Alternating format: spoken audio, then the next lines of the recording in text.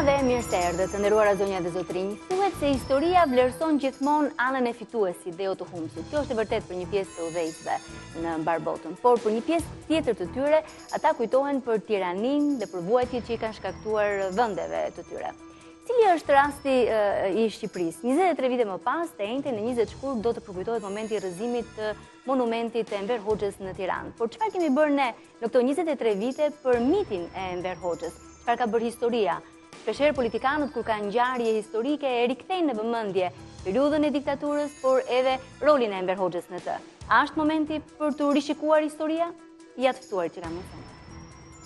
Romeo Kurakuqi, drejtori i Institutit të Historisë Bashkëore pranë UET-s dhe antar i bordit drejtues të Institutit të Studimit të Krimeve të Komunizmit, ka bindjen se vendi Enver Hoxhës në historinë bashkëore të Shqipërisë është i njëjtë me atë të gjithë diktatorëve komunistë të vendeve të Europës lindore të vendosur në cepin më të errët të historisë. Ana Lalaj, studiuese në Institutin e Historisë së Qendrës së Studimeve Albanologjike, ka drejtuar Institutin e Historisë gjatë viteve 97 deri në vitin 2005. Është këshilluar me dokumente arkivore në SBA, Britaninë e Madhe, Hungari dhe në Beograd. Ka bindjen se rivlerësimi i historisë duhet të bëhet nga studiues, të cilët nuk duhet të jenë në ndikimin e fushatave populiste dhe politike. Nevila Nika ka drejtuar arkivat e shtetit nga 2005 deri në 2013, studiuese e historisë së Shqipërisë së shekullit të 20 dhe specialiste në fushën e arkivistikës shqiptare. Mendon se Enver Hoxha është një figurë me shumë drejtije dhe tashmë pas një çerek shekulli në liri, studiuesit duhet të kontribuojnë për zbardhjen e momenteve të errta të historisë shqiptare. Mbrëma dhe mirë se erdhët, në fakt qëllimisht e mbajta panelin me historian, pa ngatruar politikën, se shpesher ju ankoheni për ta, ata ankohen për ju, nuk është marrë vesh në këto 23 vite se kush e ka më shumë përgjegjësim, por shpresojmë që sonte të hedhim disa dritë mbi ato hijet që përmendi dhe zonja Nika në prezantimin që ne i bëm. A është 20 shkurti një datë e shënuar për Shqipërinë? Po, është një datë e shënuar. Është një nga datët e shënuara, por që është paraprir nga disa datat të tjera shumë të rëndësishme që lidhen me procesin e përmbysjes rrëzimit të bustit të Stalinit në Shkodër, 14 janar të vitit 1990, pastaj lëvizja e dhjetorit e vitit 1991 dhe më pas vjen momenti i përmbysjes bustit të Enver Hoxhës, monumentit Enver Hoxhës. Mendoj që është një zgjidhje që i ka dhënë populli shqiptar, i ka dhënë një përgjigje një herë mirë diktatorit i cili e vendosi vendin tonë në njollën e zezë të hartës së Europës si një vend me shkelje masive të lirive civile, një vend i cili është dalluar për shtypjen, shkatrimin e elitave të krijuame në kohë në vitet 1920, 1930, 1940 në Shqipëri edhe startimin nga e para në mungesë lirijet edhe në shtypje. Kështu që unë mendoj që është një moment, por ky moment nuk duhet politizuar për arsye politike. Ai është një moment që i përket të gjithëve, i përket popullit shqiptar i cili e gëzon lirinë nga pozicioni i tij politik i caktuar. Zonja Lalaj, a është 20 shkurti shkëputja përfundimtare me komunizmin dhe me figurën e Enver Hoxhës? Në fakt është një shkëputje me simbolin e Enver Hoxhës. Vdekja e Enver Hoxhës është vetëm thjesht një vdekje e natyrshme, por përmbysja e përmendores e Enver Hoxhës është shkëputje me simbolin e Enver Hoxhës, është tamam vdekja e Enver Hoxhës. Është një vlerësim popullor dhe një vlerësim politik në 20 shkurti. Dhe në këtë kuptim duhet para i në vite dhe duhet, mendoj unë, edhe rivlerësuar. Ky është një vlerësim politik i popullit shqiptar. Nika, për 20 shkurtin?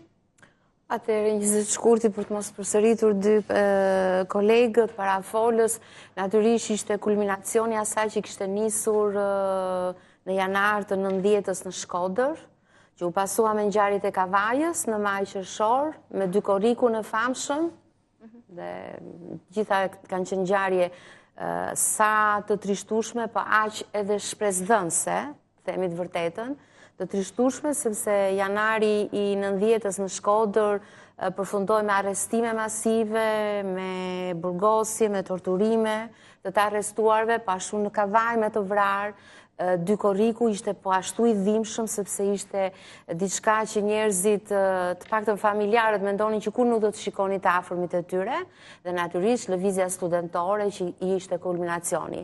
20 shkurti 91-shit është ajo që tham pak më përpara Ana, ishte vdekja, po themi, një simboli të keq që e kishte mbajtur këtë vend dhe këtë popull për gati gjysmë shekullit izoluar, pothuaj krejtësisht nga bota e qytetëruar, nga ajo familje cilës ne ishim pjesë e saj dhe ishim shkëputur. Kështu që rënja monumentit ka qenë një gjest, do të thesha, sa simbolik, aq dhe shumë domethënës, për shkak se të gjithë kur kalonim taj monument, hidheshin fjalë, romuze dhe nga njerëzit e thjeshtë, ndoshta edhe për vetë pozicionin që kishte, dorën e kishte nga mbrapa, kështu e thoshin, edhe gurim fshet dorën, kishte edhe bejte për ato monument, as pak të bukur, në një vend që donte t'i bënte hije Gjergj Kastriotit, heroi ton kombëtar, që mezi ishte vënë në atë shesh, do të thënë kishte shumë simbolik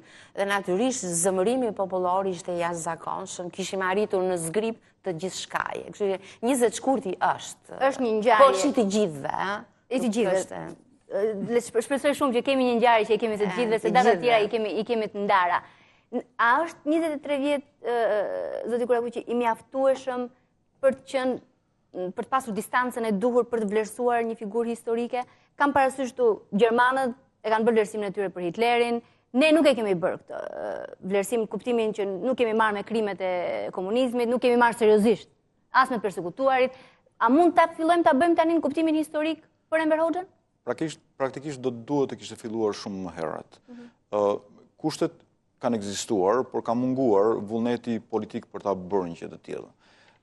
Që të vlerësohet, domethënë, jo se mungojnë studimet studiues të caktuar, i kemi edhe këtu në sallë, kanë bërë studimet shumë të rëndësishme që kanë ridimensionuar këtë pjesë shumë të errët edhe kanë shliruar nga dogmat me të cilat jemi mësuar dikur, edhe ndonjë prej politikanëve aktual përsëri ecën mbi bazën e këtyre dogmave.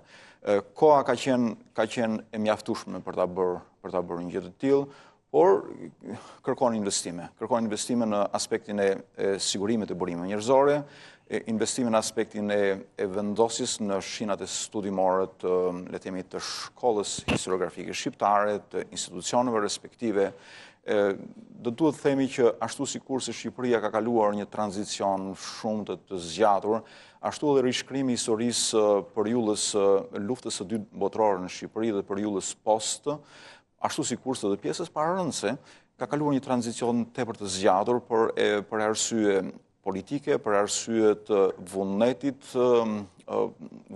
në përgjithësi të institucioneve që merren me shkencën për ta sëndërtuar një program të mirëfill studime shqiptare edhe në këtë pjesë, edhe për shkak të mungesës së fondeve. Megjithatë, kjo është lidhur me gjithë reformimin e sistemit universitar dhe shkencor në Republikën e Shqipërisë, i cili asnjëherë nuk është bërë në mënyrë të një mend thelbësor edhe në rrugën e duhur për ta vendosur edhe shkollën shqiptare, universitetin shqiptar dhe shkencën shqiptare në të njëjtat parametra me përse tek nivelit studimor dhe kërkimor. Absolutisht po. Zënia Lalaj, ka qenë e qëllimshme kjo mosmarrje me historinë, me diktaturën, me diktatorin, apo ka qenë rastore për shkak të tranzicionit të zgjatur të problemeve të tjera që kemi pasur? Jo, unë mendoj që ka ndikuar shumë tranzicioni të zgjatur. Ashtu si që ishte gjithë jeta e popullsisë kaotike, këto shprehje u reflektuan edhe në historiografinë shqiptare. Dhe unë do të them që rivlerësimi i Enver Hoxhës ka nisur. Janë bërë disa monografi dhe ndonjë prej tyre është mjaft pretenduese, si për shembull ajo e avokat Njelës, do të thosha, është vërtet për t'u admiruar. Por këto janë vetëm hapat e para. Madje mund të themi që nuk janë historian ata që e kanë nisur këtë, e kanë marrë këtë nismë. Për sa i përket historianëve, unë do të thosha që ka filluar rishikimi i figurës së Enver Hoxhës nëpërmjet dimensioneve të ndryshme të tij, segmenteve të veçanta të jetës të tij, sepse në aspektin e vlerësimit kemi vlerësim publik, që bëhet me anën e pyetësorëve të ndryshëm e tjerë, kemi një vlerësim politik që bëhet nga struktura saktuara politike që kanë nevoja politike për ta bërë këtë, dhe ose nga persona politik, kemi dhe vlerësimin historik. Vlerësimi historik tani duhet kemi parasysh që si shta edhe Romeo, vërtet kërkon fonde, por mbi të gjitha kërkon pregatitje, kërkon një metodologji të saktuar bashkohore dhe kërkon një nivel të lartë shkencor, një nivelin e duhur. Dhe këto bëhen duke u shkëputur nga një mundësi e vjetër. Metodologjia është jashtëzakonisht e rëndësishme. Janë të rëndësishme arkivat.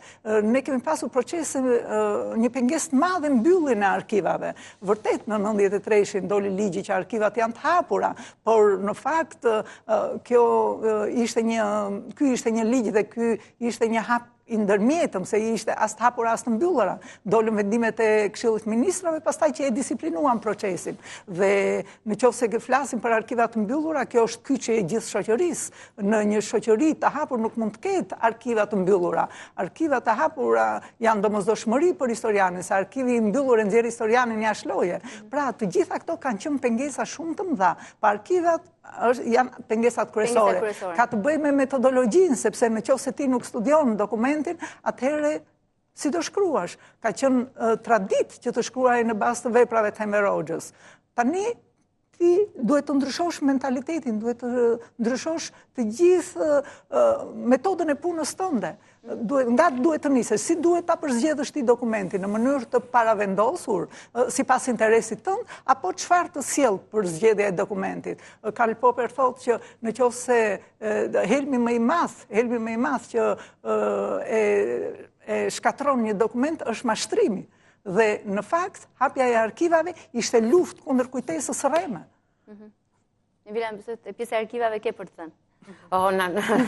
Edhe për arkiva dhe për të tjera. Shiko, unë të gjykoj që 23 vjetë janë pak, por gjithsesi, edhe pse janë pak, nuk kishte pse të kishim këtë lloj urie sot, apo kërkese për të rishikuar, apo për të zbardhur të vërtetat tona. Është vërtet që vitet e para, po themi deri në fund viteve 90, ne kishim uri të tjera, të cilat na duhesh t'i plotësonim. E para punës ne ishim të pangopur, të paveshur, nuk kishim asnjë lloj lehtësie tjetër, thotë kishim nevojat e ditës, që nuk i kishim të plotësuara më përpara.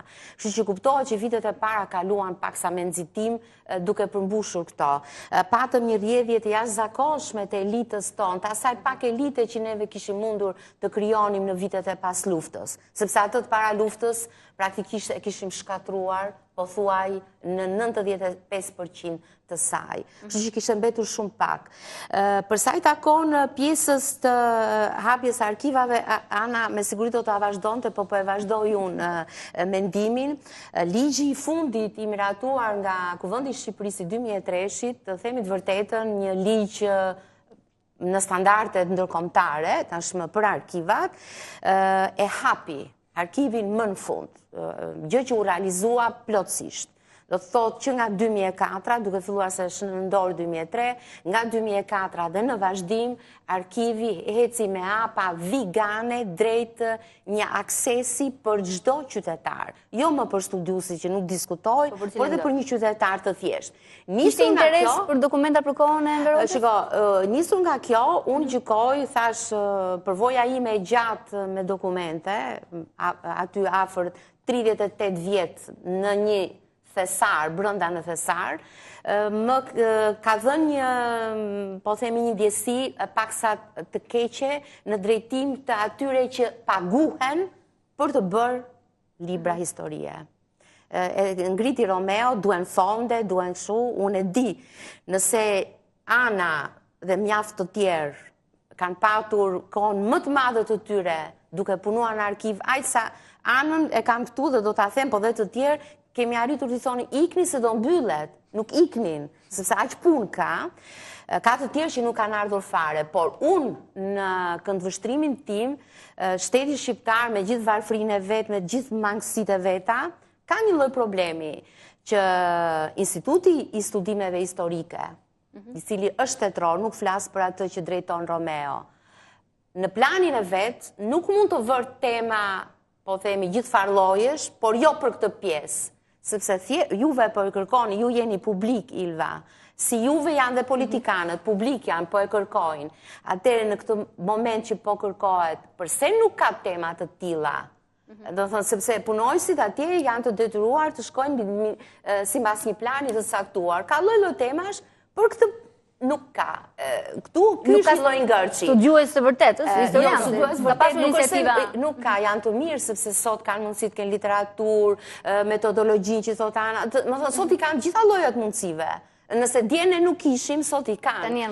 Problemi është që arkivat më në fund janë të hapura, dhe ajo që të vjen keq është që më shumë shikojnë arkivat e huaja në njerë, preferojnë të huaja se sa shqiptaret. Dhe nëse ti nuk e shikon dokumentin, të njëjtin dokument, ne të 4 që jemi këtu, 4 sy, 4 mendje, ta japë siguri që do të kemi 4 vështrime. Ka të bëjnë me këndvështrimin.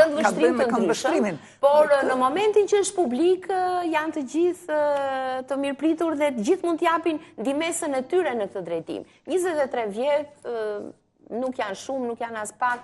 Më thënë, gjithsesi kemi arritur në momentin që mund t'jemi pak të shlirë. Lirinë e kemi, liri akademike, liri qytetare, gjitha i kemi. Dhe falëzotit kemi dhe lirin për ta debatuar si çështje, se janë çështje të ndjeshme, se dhe kjo nuk është pak, duhet ta çmojmë.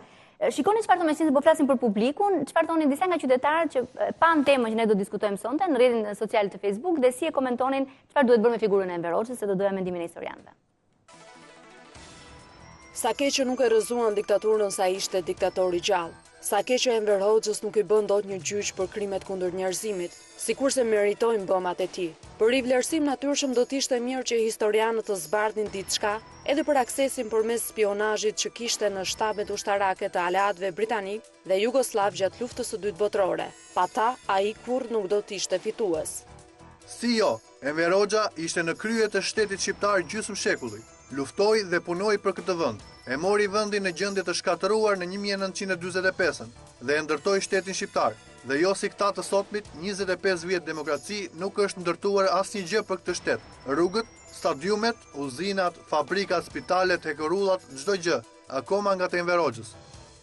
Të rivlerësimit, për çfarë? Që vrau njerëz të pafajshëm, që i burgosi e izoloi, nuk duhet kujtuar, jo më ta vlerësosh. Çfarë janë këto budallëqe? Të rinjt nuk duhet ta dinë fare emrin e tij.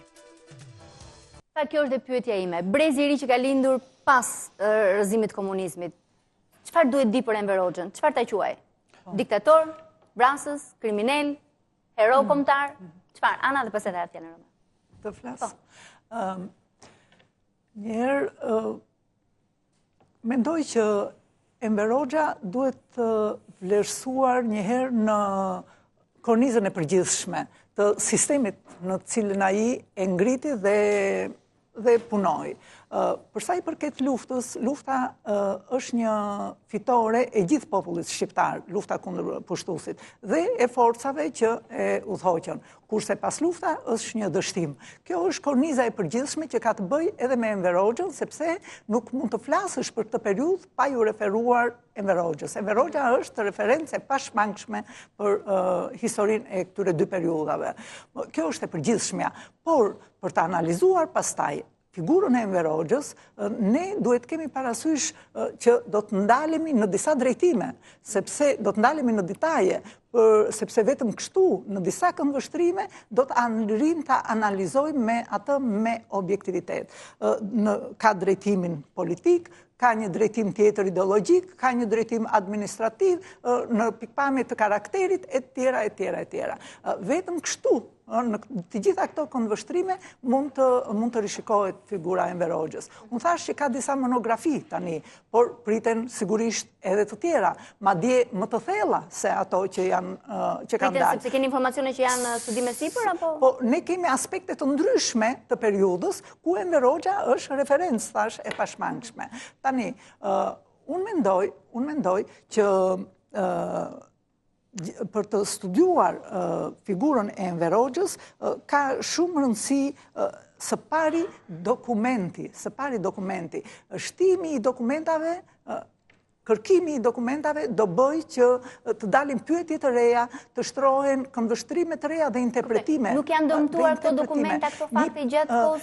Jo, ka një gjë. Pjesa më e madhe ka mbetur. Mund të jenë kujdesur për pastrimin e figurës tyre? Sigurisht. Pjesa më e madhe e dokumentacionit ka mbetur. Ka dokumenta edhe që nuk gjenden. Për shembull, unë kam qenë në Beograd. Dhe atë që nuk e kam gjetur në arkivat shqiptare, e kam gjetur atje. Këto dokumenta mund t'jenë prishur, mund t'jenë shkatruar, edhe me qëllim, sepse janë bërë nga ata që ishin në krye. Kemi patur një institut të studimeve marksiste që punonte për veprat e Enver Hoxhës, ai ishte një ushtri e tërë, një armat e tërë, dhe ishte fjala për glorifikimin e pushtetit dhe të vetë figurës Enver Hoxhës. Kështu që në këtë drejtim edhe janë hequr. Për shembull, le të marrim rastin e divizionit ushtarak të Jugoslav që do të vinte në Korçë. Nuk ke asnjë dokument në arkivat shqiptare. Ke vetëm në një mbledhje që Enver Hoxha thot në kalim e sipër që duhet të jesh shumë i vëmendshëm, thot ne i tham po divizionit. Kaq. Asgjë tjetër. Kurse në Beograd, unë kam gjetur që vetë telegramin që i dërgon Titua dhe përgjigjen e Enver Hoxhës, që të nesërmen, jemi dakord me propozimin e Mashallit, na thoni modalitetet. Pra, këto dokumentat diku ekzistojnë, nuk ekzistojnë në Shqipëri, ekzistojnë në Beograd, nuk ekzistojnë në Shqipëri, ekzistojnë në arkivat britanike, ose në arkivat amerikane. Për shembull, është një moment kur Enver Hoxha flet për largimin e oficerëve britanik nga shtabi i Abbas Kupit, për shembull. Dhe pastaj ai bën një tërheqje me demek se ishte shumë i shqetësuar, shumë i trazuar, se ishte vrarë shoku i tij i ngushtë, Gjinishi. Ai kishte dhënë vetë urdhër për ta vrarë këtë. Domethënë, ka disa dokumenta të cilat janë shumë ndjekse dhe nuk mund t'i gjesh në arkivat shqiptare, por gjenden në arkivat huaja. Por problemi është që në arkivat shqiptare duhen ato janë baza e parë për Enver Hoxhën, kurse plotësuese janë arkivat e huaja. Ajo që të ndihmojnë arkivat e huaja janë për metodologjinë e gjykimit, si duhen gjykuar gjëra, sepse në dokumentat e huaja ka edhe një qëndrim, por tani për shembull janë hapur arkivat, tani dalin vështirësi të tjera, tani janë rritur shumë numri i dokumentave. Tani është një vështirësi e madhe si duhen administruar, si duhen administruar ato, ose për shembull, ose ke problemet e gjyqeve, falsifikimet që janë bërë në gjyqe, falsifikimet që janë bërë në hetusi. Domethënë, janë një kompleks problemesh edhe kur ishin arkivat e mbyllura, edhe kur janë arkivat e hapura. Por gjithsesi është puna historianit që t'i vërë gjithë dokumentat në balans, por jo me paramendim për të dalë aty ku dorë ai. Okej. 90% e përmenda pak më herët Hitleri, 90% e gjermanëve e kanë për turp ekzistencën e tij dhe periudhën e Hitlerit. Po shqiptarët, çfarë duhet mendojnë për Enver Hoxhën? Pak a shumë ishte ajo çfarë i sugjeroi ambasadori i Shtetit Bashkuar të Amerikës të rive shqiptar, domthonë. Është një periudhë e historisë së vendit tonë për cilën ne nuk kemi pse krenohemi dhe nuk kemi qenë shembull për askënd. Përndryshe kemi qenë një vend shumë special në aspektin e lirisë. Kjo është pjesa e parë e përgjigjes së pyetjes që ju bët. E dyta lidhet me temën e emisionit. Në fakt, nuk studiohet historia për shkak se duam të rivlerësojmë Enver Hoxhën. Historinë ne do duhet ta rivlerësojmë dhe këtë emision besoj ne do ta bëjmë jo për shkak të rivlerësimit apo të vlerësimit të saktë figurës Enver Hoxhës, po për shkak të vlerësimit në tërësi të historisë së Shqipërisë.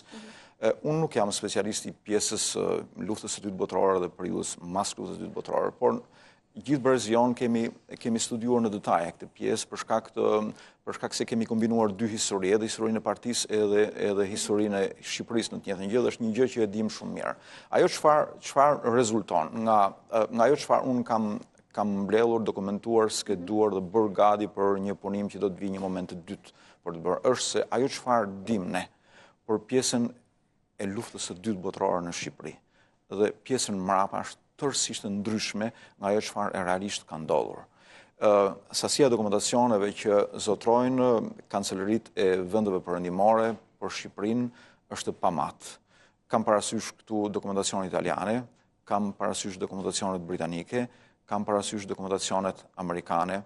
Profesorësha ka qenë në Beograd. Beograd është një vend shumë i rëndësishëm për të studiuar pikërisht këtë nyje ende enigmatike të raporteve midis Partisë Komuniste Shqiptare dhe Partisë Komuniste Jugoslave, fronteve nacionale shqiptare respektive dhe situacionit të brendshëm në Shqipëri. Më falë, me që se jemi të Beogradit, nuk ka dyshime që mund t'jenë prekur në kohën e Titos arkivat atje, apo jo? Janë prekur arkivat në Prishtinë. Në Prishtinë, po jo në Beogradit. Ska pasur origjinale në Prishtinë. Pjesa e dokumentacionit është marrë, është pjesa më e madhe e dokumentacionit nga Prishtina është marrë, normalisht ato janë atje, normalisht nuk është shtet serioz. Serbia është shtet serioz.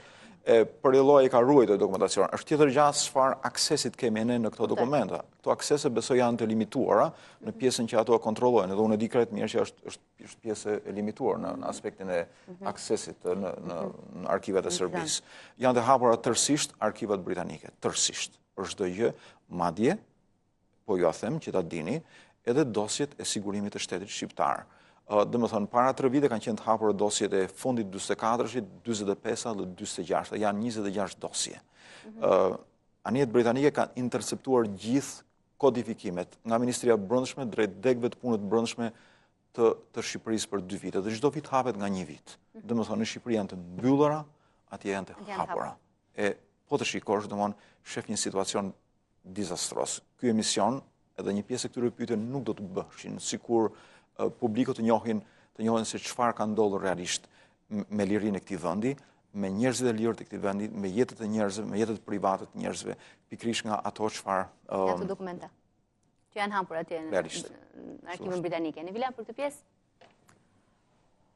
Atëherë, sa vazhdoj ku e la Romeoja, arkivat, të themi të vërtetën të huaja, natyrisht që kanë shumë.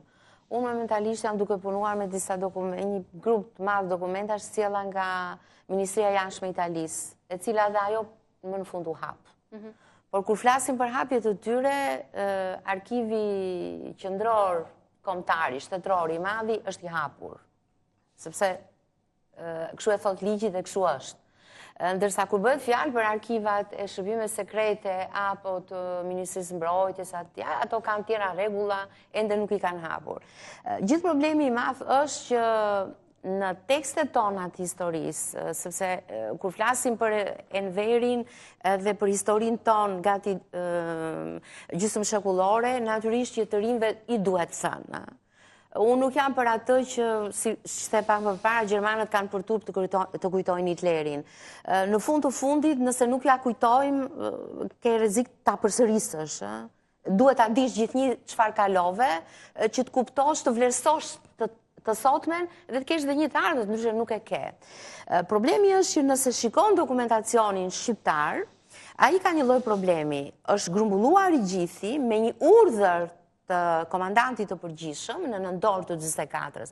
Jo për qëllim për t'i mbajtur si dokumenti, si pasuri kombëtare, dokumentare si që kanë gjithë bota, por janë marrë për t'u kontrolluar. Dhe atje do të gjenin emrin tënd, timin dhe tjetrin, të cilët pasat do përfundonin si shpëftuan keq. Domethënë, ky ka qenë qëllimi i parë. Të njëjtin fenomen e shikon dhe në lëvizjen e Axhi Qamilit, dhe atëherë po këtë gjë kanë bërë edhe ata në atë kohë, kanë marrë arkivat, kanë gjetur kush ka bashkëpunuar me Aqif Pasha Elbasanin, me Ismail Qemalin dhe futi në burg Rihi e Mthet Thash. Problemi është që nga 45-a, do të thot nga janari 45 edhe në vazhdim, arkivat shqiptare i kishin dokumentat. Problemi i madh është që qeveria shqiptare dërgon në Beograd me anije për të bërë karton pasuri dokumentare të arkivave shqiptare. Dhe kjo është tashmë e vërtetuar me dokumente të rregullta. Sepse në fund fare, në 47-ën, kur ne jemi duke u prishur me Jugosllavët, magazinat të tëra janë të mbushura në Durrës dhe në Vlorë gati për të ngarkuar. Me pretendimin që janë material masiv, nuk mund kishte Shqipëria aq shumë material për t'u hedhur për karton, sepse nuk ishim në një vend prodhimtar shumë dokumentacioni. Problemi tjetër është kur vinë rusët, do të thotë sovjetikët. Nga 51-shi, kur arkivi hyn nën tutelën e Ministrisë së Punëve të Brendshme, dhe deri nga 57-58 është bërë një kontrollim fije për fije të dokumentacionit të luftës së dytë botërore. dhe ndoshta dhe të shërbimeve sekrete të Ministrisë Brendshme të kohës Ahmet Zogut, për të gjetur bashkëpunëtore, më the thash, apo për të hequr gjëra komprometuese për ata që tashmë janë udhëheqës të Shqipërisë. Dhe këto janë të vërtetuara. Nga ky vit, do të themi nga fundi viteve 50 dhe në vazhdim, arkivi ka një fytyrë tjetër, qytetare nuk preken më. Do thënë, dokumentat janë ruajtur. Problemi tjetër është që duke i shikuar të dokumenta, unë atë e thash dhe në fillim, do të kuptosh atë që tha pak më përpara Romeo, që janë interceptuar dhe deshifruar kodet nga britanikët apo amerikanët, por nga njerë dhe dokumentat tona mund të japim fare bukur. Pasqyrën se çfarë ndodh në Shqipërinë e fill mbas luftës, që ditën që nga Tirana largohet ushtari i fundit armik. Ka pushkatim pa gjyq të 150 gati qytetarëve të Tiranës, të cilët nuk kishin asnjë lloj veprimtarie politike, dhe që atje fillon gjuetia shtrigave. Gjuetia shtrigave do të thotë që kush kishte një shkollë, kush kishte një emër, kush kishte kryer një punë, ose kush kishte ndihmuar shumë luftën me para, si e kishin mbajtur, dikush i mbante, nuk kishte mundësi tjetër, ose dikush që kishte, po themi atë mendje lehtësinë në thojza që thoshte të kam dhënë, më ke dhënë një dëftes, më jep lekët se të dhash mallin. Ka një përndjekje të jashtëzakonshme, sidomos të njerëzve të shkolluar. Dhe nëse shikon procese gjyqësore, të cilat janë ruajtur për hir të vërtetës, shikon një veprimtari kaq djallëzore, sa që kur e mendon sot me mendje të thjellë, thua, si ka mundësi që një njeri deklaron që para 4 vjetësh, kur takova Anën te Kursali, Ana më tha që Romeo kishte ngrënë drek me Ilvën, dhe më thënë një intrigë të jashtëzakonshme, dhe në fund fare thot, i armik ti do pushkatohesh, edhe ikin në togën e pushkatimit. Do thotë, kush dinte një gjuhë huaj, kush kishte bërë shkollën e fucit, po këto nuk ka pse mos ti di brezi i ri, sepse të themi të vërtetën, qeshin kur tregojmë neve në një gjë kështu thonë si ka mundësi këto që thoni juve. Këto janë të vërteta, që dikush i kishte mbaruar shkollën në Sorbonne, jurist, njëri i thjesht, kishte bërë detyrë në avokatit, largohet, nuk ka të drejtë të punojë, dhe në vend të tij vjen një shoqe e mirë që ka mbaruar filloren apo një shok fillorist nga mali. Do të thënë, ka ca gjëra që themi të vërtetën, meritojnë shumë studim. Studim dhe vëmendje dhe qëndrim. Normalisht dhe qëndrim, po nuk ka nevojë të mbash në një qëndrim shumë të madh, se një njeri normal thot kur e lexon, kjo pas ka qenë dhe kështu nuk bëhet. Po për ata që mendojnë që ka ndërtuar Shqipërinë, ka bërë rrugët dhe jemi ende me pronat që ka ndërtuar Enver Hoxha, ç'do bëjmë atyre? Pas publicitetit do rikthehemi, dua përgjigjen tuaj.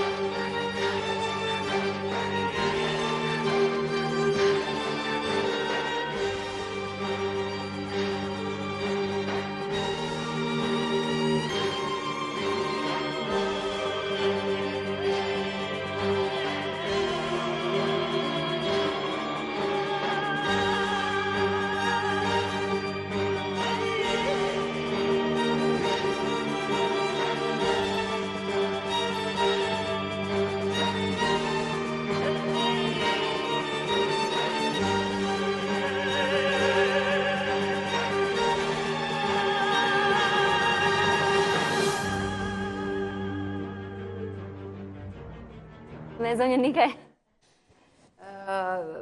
I kishit renditur të që nuk e mora vesh për jetë gjatësinë e tyre në pushtet, apo për humbjet njerëzore?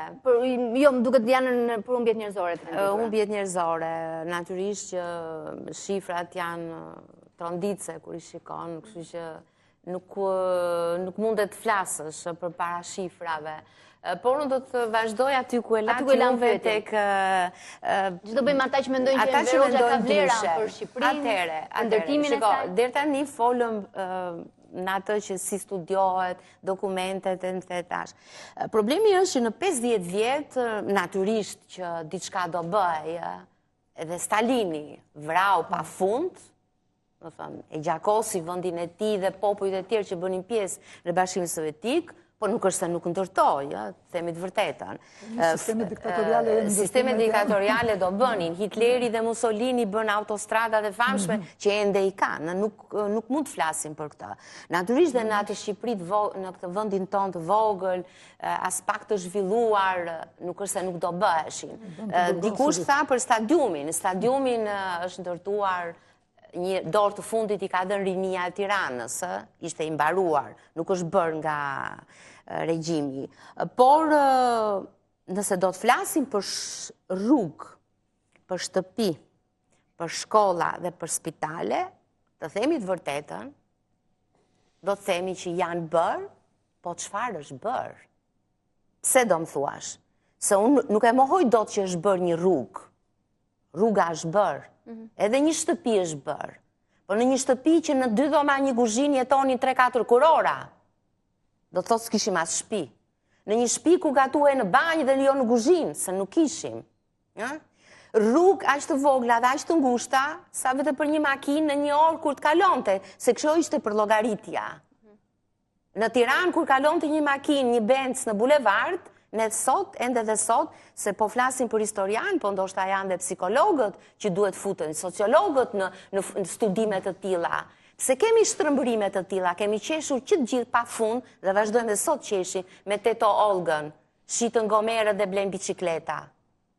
Kurse neve të fshatarësia jonë blen të parët, blen bencat, duke shitur qumësh bencat. Sepse benci në psikologjinë e shqiptarit ishte bërë personifikimi i fuqisë, pushtetit, bukurisë, i parasit të gjithave. Do thënë, ka gjëra që neve nuk i kemi studiuar fare dhe të gjithë kemi nga një shtrëmbërim brenda nesh, për ato vite si i kaluam. Rrugë të cilat kishin kanalizimet afër sipërfaqes. Dhe në momenti që pati bum makinash, ato u çantë që të gjitha. Neve nuk kishim elektrikun. Unë dakord jam elektrifikimi u bë, po u bë vetëm për një poç. Edhe për një radio. Ne s'kishim lavatrishë, s'kishim frigorifer, s'kishim asgjë. Në momenti që neve i sollëm, sepse regjimi t'i jepte me autorizim, u dogjën të gjitha, u dogjën me kabina elektrike, e kupton, nuk është se nuk janë bërë. U punua shumë për arsimin, luftën kundra analfabetismit, asnjëri se mohon këtë.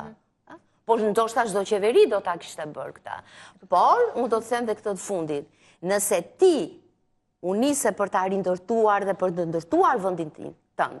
Politika ekonomike ka qenë e gabuar kryekuput. Nuk mund të ishte kryetari të thoshte ku do mbillet patatja. Nuk mund të ishte kryetari të thoshte këtu del naftë dhe këtu del ujë, se nuk mund ta dinte, e dinte specialisti, dhe të gjithë ishin të terrorizuar se duhet të dilte detyrimisht nafta ose ujë. Kështu që ka shumë gjëra, ose të ndërtoje kombinate metalurgjike për kur ti nuk kisha asnjë gjë, silje të gjitha lëndën e parë nga jashtë. Janë në dokumenta këtu që flasu, nuk flet në vila se i ka lexuar nëpër gazeta apo libra, janë të shkruara, kanë debate midis tyre, sepse po të sjellësh lëndën e parë, nuk mund të prodhosh traktor, dhe ne nuk e prodhuam dot traktorin. Jemi në vitin 2014 dhe si vjet shënohet 7 vjetori i përfundimit të luftës së dytë botërore për Shqipërinë. Është një moment shumë i rëndësishëm në fakt për të reflektuar, për ta përmbyllur një herë mirë luftën e ftoftë civile në Shqipëri. Dhe këtë nuk do ta bëjnë vetëm historianët, por para se gjithë do ta bëjnë politikanët, për t'i treguar barazit të ri të vërtetën mbi atë çfarë ka ndodhur, për shkeljen masive të... A kanë interes ta bëjnë këtë? Ata nuk janë të impostuar. E para lidhet me formimin e tyre. E dyta lidhet me njohuritë e stretit kur hedhin shashkat e tilla. Me interesat elektorale, Kur hedhin shashkat herë mas herët, unë mendoj që pas një shashke të hellur me një figurë të caktuar, kanë mbrapa një biznes të caktuar, cilin tentojnë ta hedhin në publik për të realizuar ca veprimet e tyre që nuk lidhen. Biznes politik edhe material, njëkohësisht. Është momenti që t'jepet fund një herë mirë luftës së ftoftë civile në Shqipëri edhe brezit të rit të Shqipërisë. Të tregohet që e ardhmja do duhet ndërtohet në paqë. E paqja nuk mund të ndërtohet pa njohur të vërtetën, asaj çfarë ka ndodhur në luftën e dytë botërore dhe mas saj. Ju pyetet si e mendoni. Unë mendoj që 3 milion sklever mund të ndërtonin ato çfarë kanë ndërtuar. Mjafton të hillet syt tek Korea e Veriut aktualisht. Është Shqipëria e para viteve 90. Mjafton t'i tregohet Korea e Veriut sot brezit të ri për të kuptuar se çfarë ka qenë Shqipëria, ashtu sikur se u tha para disa ditësh këtu. Një vend nga i cili nuk mund të merret shembull në asnjë kohë, asnjë kohë. Dhe ky është pak a shumë realiteti. Unë do thosha që të gjitha ato figura që ju na ekspozuat aty, asnjëri prej tyre nuk mund të lançohet për veprën e tyre si bura shteti, si drejtues të shteti, puna e cilëve shkon në të mirë të popujve të gjithë cilit. I tillë ishte dhe Enver Hoxha. Problemi është shumë i ndërlikuar. Unë prandaj thash që kur do të flasim për figurën e Enver Hoxhës do të shikohet në disa këndvështrime, kur analizojmë historikisht, psikologjikisht, karakteri, problemet ideologjike, qëndrimi i tij politik e tjera. Dhe ndoshta ka nevojë edhe për një kompleks studimesh, të cilat do të jenë gjithnjë edhe më të thelluara. Por ka shumë probleme edhe me studiusit. Për shembull janë studiusit e ri, të cilët nuk janë njohur me atë jetë, nuk kanë shumë pak njohuri nga ajo jetë. Sigurisht, historia transmetohet jo vetëm me libra, transmetohet edhe nga bisedat familjare, nga brezi në brez, por ama çdo brez ka problemet e veta, ka interesat e veta, ka dhe pikpamjet e veta. Dhe brezi i ri i historianëve, për shembull, unë vëre, se unë jam edhe pedagoge, unë vërej që ka një brez historianësh të cilët vërtet ngjishen mbas karikes edhe mbas tavolinës për të punuar. Dhe këto në fakt janë për mua kam shumë shpresë tek ta, sepse janë edhe ambicioz, edhe duan të dinë më shumë. Po nuk e kanë të cunguar njohurinë që kanë për atë periudhë? Pikërisht. Ndihmohen për atë. Pikërisht. Këtë njohuri ka dy rrugë, për mendimin tim, e them në shpjegimin tim personal, në opinionin tim, ka dy rrugë për ta njohur atë periudhë. E para ta provosh mbi supe dhe e dyta nëpërmjet dokumentacionit shqiptar. Për shembull, ka shumë, nuk dua të ul kurse si studentët që punojnë këtu, por ka studentë huaj me jashtëzakonisht me perspektivë dhe me shumë ambicie për të punuar. Por ka edhe këtu studentë shumë të mirë. Ata premtojnë shumë, por drejtimit tek arkivat shqiptare, të kombinuara me atë metodologjit huaj dhe me dokumentat huaja, unë them që ata do të hesin shumë përpara. Sepse në fund të fundit çdo brez jeton me kohën e vet. Dhe në këtë drejtim ata do të bëjnë të tyren. Por kemi dhe një brez tjetër, brezi që është marrë me dikur me të kaluarën. Një pjesë prej tyre i nxori, një pjesë historianësh i nxori vetë koha mbas ndryshimeve demokratike, i nxori vetë koha jashtë, sepse nuk mund të shkruanin. Ishte e pamundur që të shkruanin diçka që të ishte e pranueshme për opinionin e gjerë publik. Po ka edhe ca që janë shumë vital. Kjo rrjedh nga kultura e tyre e përgjithshme, kanë studiuar jashtë shtetit, rrjedh edhe nga fushat që ata kanë kapur më parë, por që tani janë angazhuar dhe nga vetë karakteri polemist. Unë them që një bashkëpunim edhe duhet. Ka një mendim tjetër që duhet një shkëputje drastike e këtyre dy brezave, brezit paraardhës dhe brezit të ri të sotëm. Por për mendimin tim, kjo shkëputje drastike nuk do të ishte pozitive. Sigurisht, në një të ardhme, sepse më kujtohet një e thënë e Fulsit, në kohën që u bën zgjedhjet në 45-ën. Thoshte ka një klauzol në zgjedhjet e 45-ës që ata që kanë lidhje me armikun nuk do të votojnë, por Shqipëria është shumë e vogël. Popullsia është shumë e vogël dhe të gjithë kanë pasur një lidhje me këtë armik. Nuk është fjala për pushtusin, por me ata që ishin në përministrira të ndryshme, me bashkëpunëtorët e tjera. Nuk ka njëri që s'ka lidhje familjare ose të ndryshme. Edhe këtu tani, të gjithë kanë lidhje me komunizmin. Dikush ka patur baban, dikush ka patur nënën, dikush ka patur xhaxhan, farefisin. Do me thënë është një brez i tërë, është shumë vështirë mentaliteti trashëguar të shkëputet. Po, dhe unë prandaj them që arkivat gjithmonë e theksoj, ata që se kanë provuar këtu, arkivat do të krijojnë një mentalitet të ri. Të shohim pak qëndrimin që kanë patur editorialisti e emisionit Enkel Demi për këtë çështje, për këtë debat.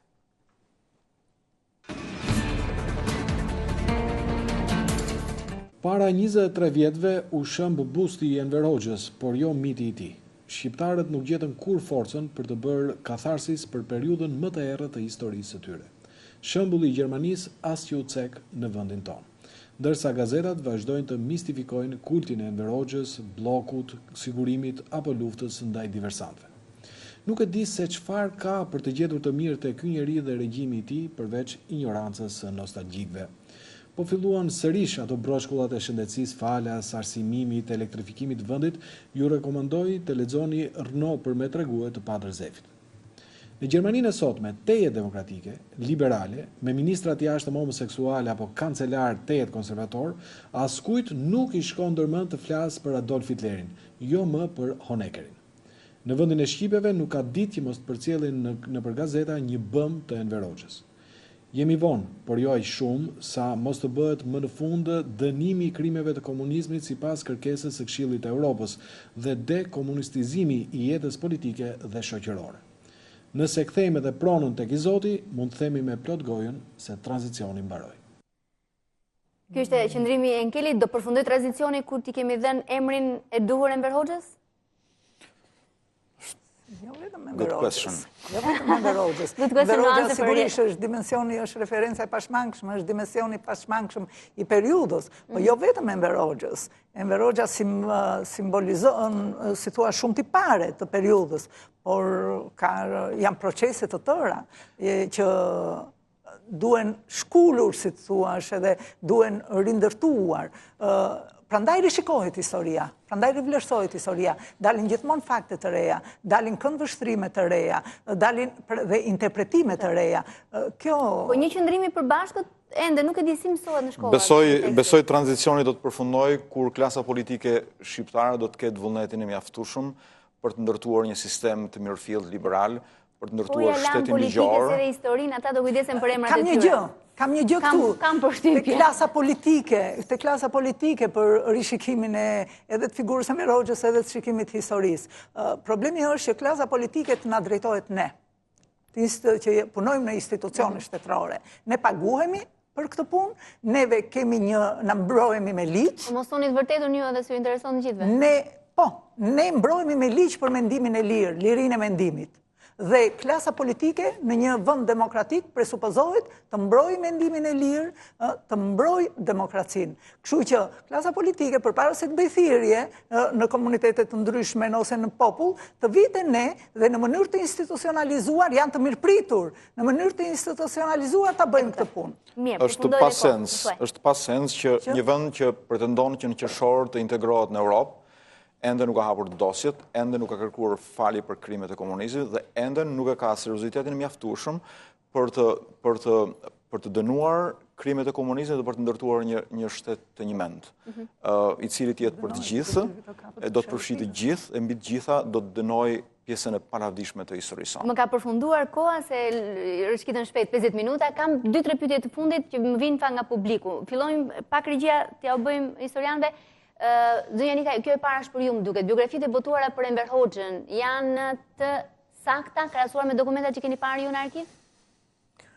Të thënë vërtetë, nuk është se i kam lexuar gjithë biografitë që kanë botuar për të.